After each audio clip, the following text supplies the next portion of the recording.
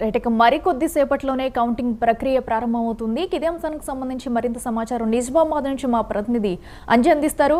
అంజయ్, చెప్పండి, అక్కడ కౌంటింగ్ కేంద్రాల వద్ద ప్రస్తుతం సిచ్యువేషన్ ఎలా ఉంది?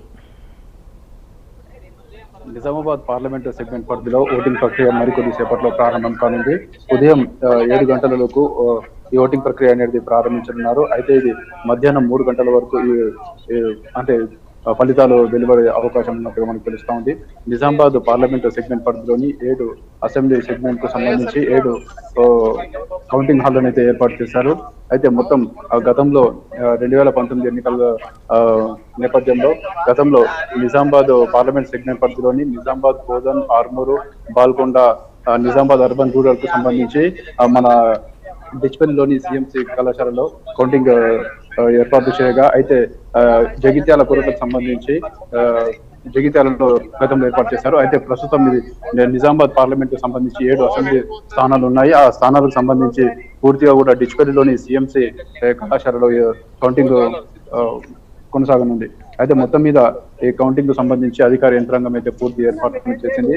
ఎక్కడ కూడా ఇబ్బంది కలగకుండా భారీ బందోబస్తు ఏర్పాటు చేసింది.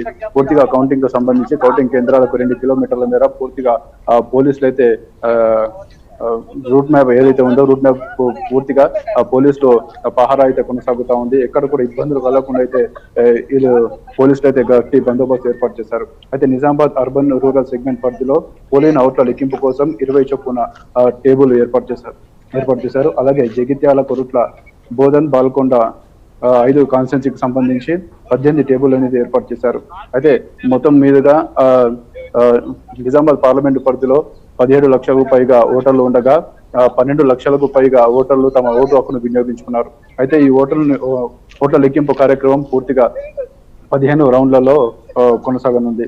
అయితే ఇప్పటికైతే ఈవీఎం కోసం 448 మంది, పోస్టల్ బ్యాలెట్ కోసం 70 మంది, మొత్తం 558 కౌంటింగ్ సిబ్బందిని అయితే నియమించినట్టు మనకు తెలుస్తా ఉంది. అయితే వీరిలో 180 మంది కౌంటింగ్ సూపర్వైజర్లు, 190 మంది కౌంటింగ్ అసిస్టెంట్లు, 188 మంది మైక్రో అబ్జర్వర్లు ఉన్నారు. అయితే మొత్తం నిజామాబాద్ పార్లమెంటు సెగ్మెంట్ పరిధిలో 7 నియోజకవర్గ పరిధిలో ఒక్కొక్క అసెంబ్లీ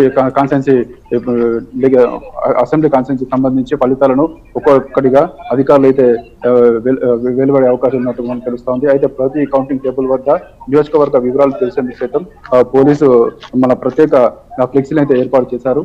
మొత్తం మీద అయితే ప్రశాంత వాతావరణంలో ఎన్నికలు నిర్వహించేందుకు అధికార యంత్రాంగం అయితే పూర్తి ఏర్పాట్లు చేసింది. అయితే ప్రధానంగా నిజామాబాద్ పార్లమెంట్ పరిధిలో 29 మంది అభ్యర్థులు అయితే బరిలో ఉన్నారు. అయితే ఇందులో ప్రధానంగా 3 ప్రధాన ఇటు బీజేపీ, బీఆర్ఎస్, కాంగ్రెస్